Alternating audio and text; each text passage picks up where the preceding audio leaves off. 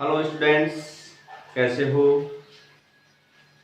जैसा कि आपको ज्ञात है, हम 10th क्लास का चैप्टर 3 पढ़ रहे हैं बहुपद, जिसमें हमने शून्यांक ज्ञात करना सीख लिया। स्टूडेंट्स, शून्यांक और गुणांकों में संबंध पढ़ लिया।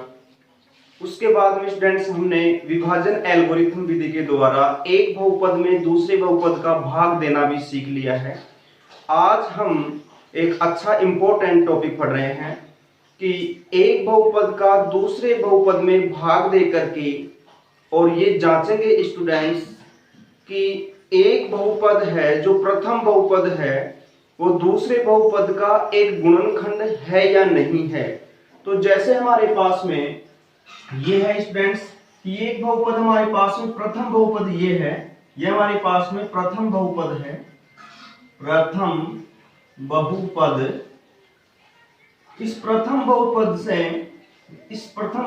से देखते हैं कि ये जो प्रथम बहुपद है वो ये जो दूसरा बहुपद है हमारे पास में, ये हमारे पास में जो दूसरा बहुपद है, दूसरा बहुपद है, इसका एक गुणनखंड है कि नहीं। ये जो है हमारे पास में x² + 3x + 1, ये एक गुणनखंड है क्या इसका। मतलब इसके यदि हम कई गुणनखंड करें तो उसमें से एक गुणनखंड ये भी इसके अंदर आएगा। तो इसके गुणनखंड नहीं कर सकते हम, इसका गुणनखंड करने की विधि थोड़ी बड़ी हो जाती है, इसलिए हम क्या करते हैं, इसके अंदर भाग देते हैं। और यदि हमारे पास में इसका पूरा भाग चला जाता है, fx में gx का पूरा भाग चला जाता है, शेषफल कुछ भी नहीं बचता है, तो इसका मतलब क्या है, प्रथम बहुपद दूसरे बहुपद का एक गुणनखंड होता है। तो इसका हमारे पास में नोट भी डाल सकते हैं हम, है जो कि प्रथम बहुपद का दूसरे बहुपद में भाग देने पर यदि शेषफल शून्य बचता है, शून्य बचता है, तो प्रथम बहुपद दूसरे का एक गुणनखंड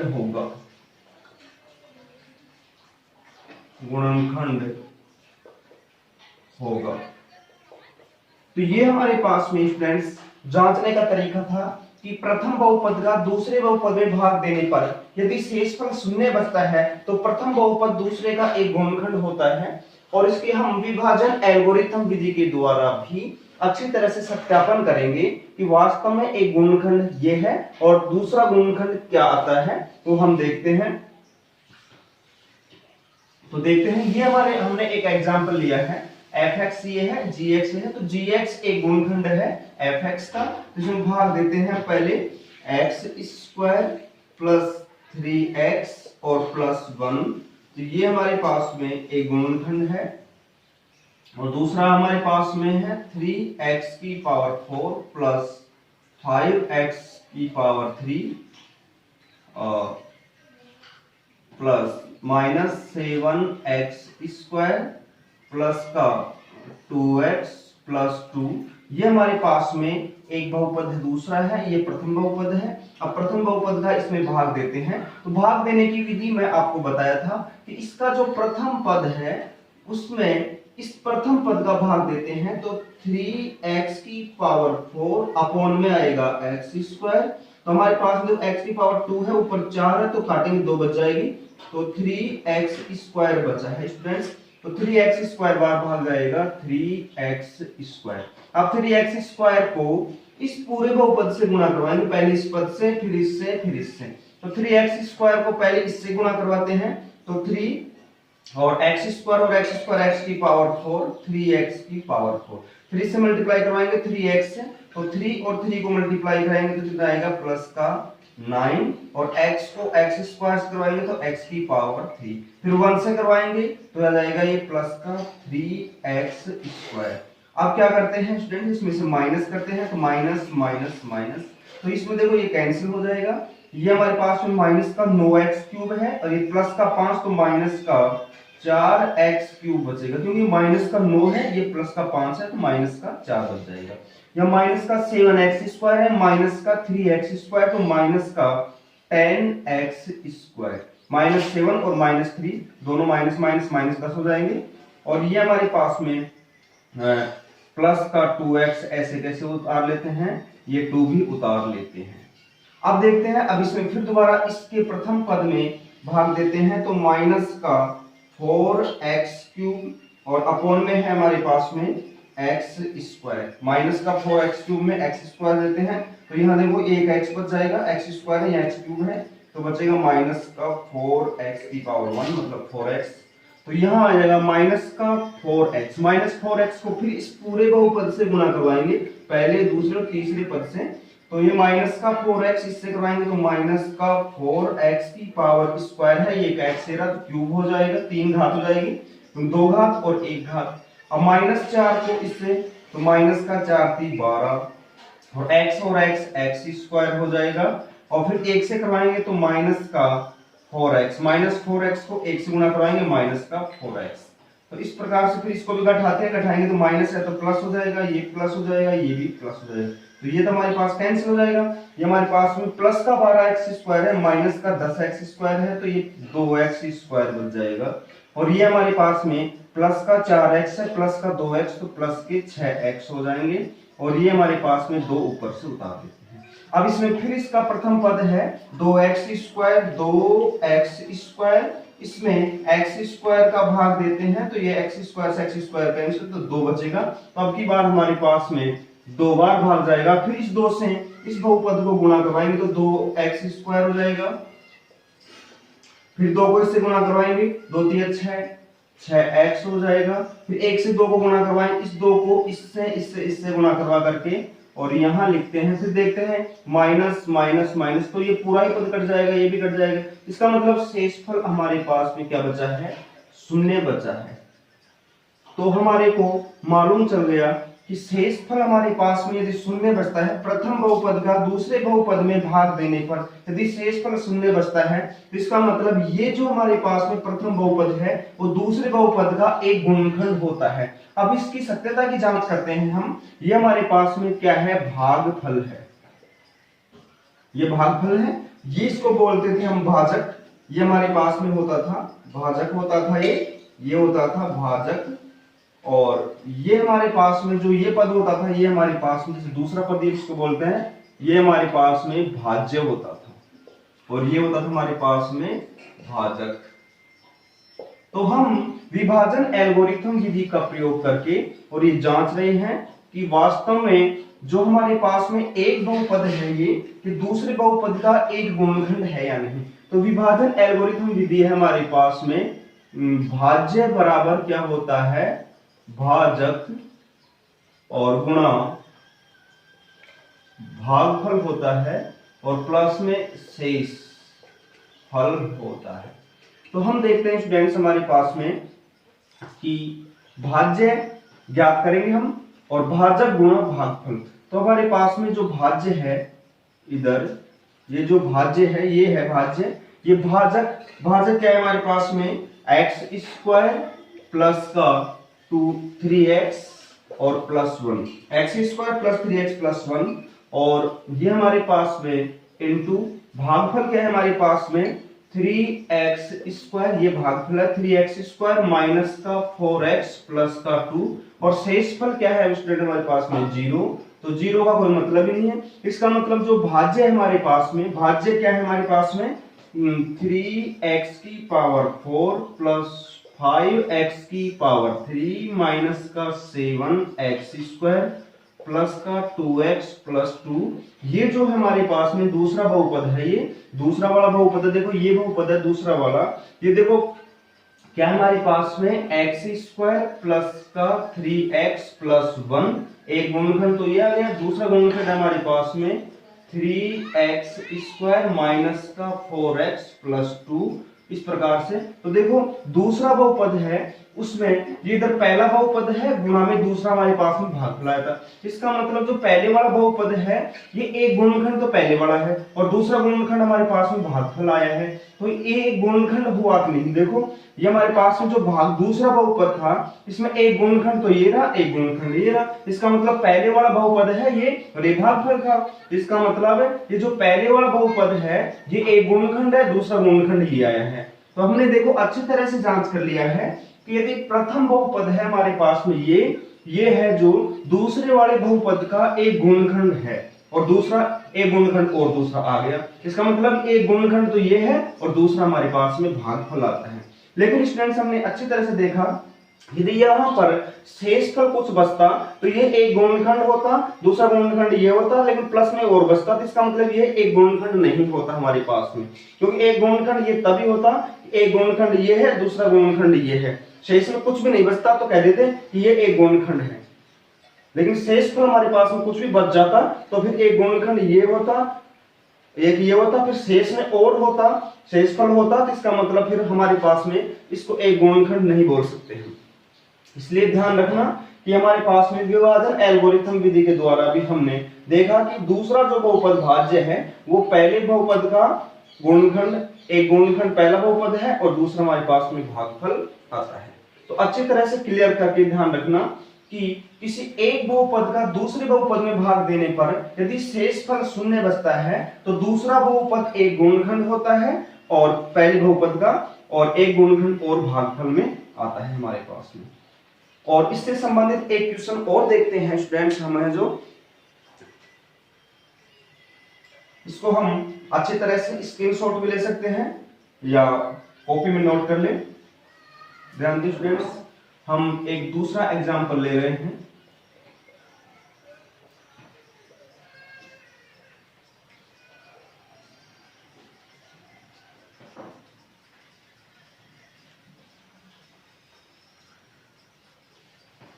उसमें भी हम यही देखेंगे कि एक प्रथम जो बहुपद है वो दूसरे बहुपद का एक गुणनखंड है या नहीं है। तो उसके लिए एक दूसरा क्वेश्चन लेते हैं हमें जो टी स्क्वायर माइनस 3 प्रथम बहुपद है हमारे पास में जी टी और वो हमारे पास में है T square minus 3, T square minus 3 equation दिया है और एफ टी हमारे पास में है, एफ टी है हमारे पास में 2t की पावर 4, 2t की power 4 plus 3t square, 3t square, 3t cube है, 3t cube minus 2t square और माइनस 9t माइनस का 12। ये क्वेश्चन है स्टूडेंट हमारे पास में। इसमें हम देखते हैं कि जो दूसरा बहुपद है वो ये है और प्रथम बहुपद है टी स्क्वायर माइनस 3। तो हम ये देखेंगे कि जो प्रथम बहुपद है वो दूसरे बहुपद का एक गुणनखंड है कि नहीं। तो एक गुणनखंड तो ये होगा और एक गुणनखंड हमारे पास में भागफल आएगा। तो देखते हैं, भाग दे करके देखना पड़ता है, शेषफल शून्य बचना चाहिए।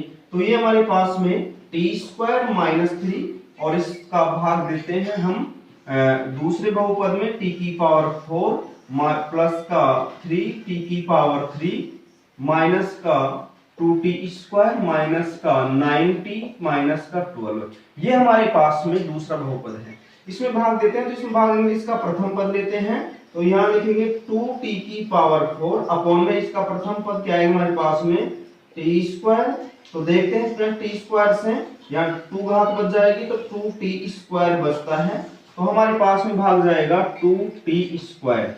तो 2t स्क्वायर को फिर इस बहुपद से गुणा करवाएंगे तो देखो इससे गुणा करवाएंगे तो 2 आ जाएगा, t की पावर स्क्वायर स्क्वायर 4 हो जाएगी, t की पावर 4 और यहाँ इससे मल्टीप्लाई करवाएंगे तो 2 और 3 से मल्टीप्लाई करेंगे 6 और ये यहाँ t स्क्वायर। तो यहाँ देखते हैं हमारे पास में कि ये जो 6 माइनस का 2 से मल्टीप्लाई 3 करवाने पर आता है और यह t स्क्वायर रहता है तो यहाँ t की पावर 3 है, इसलिए यहाँ नहीं लिख सकते, हम यहाँ लिखेंगे 6t की पावर 2, क्योंकि हमारे पास में टी स्क्वायर बनता है, तो स्क्वायर को स्क्वायर के नीचे लिखते हैं, क्यूब के नीचे क्यूब को लिखेंगे। इस प्रकार से हम घातों का भी ध्यान रखते हैं कि सेम घात होती है उसी के नीचे उस पद को लिखते हैं। अब देखते हैं इस प्रकार से घटाएंगे तो यहाँ हमारे पास में जाएगा माइनस, ये हमारे पास में प्लस, तो ये तो कैंसिल हो गया।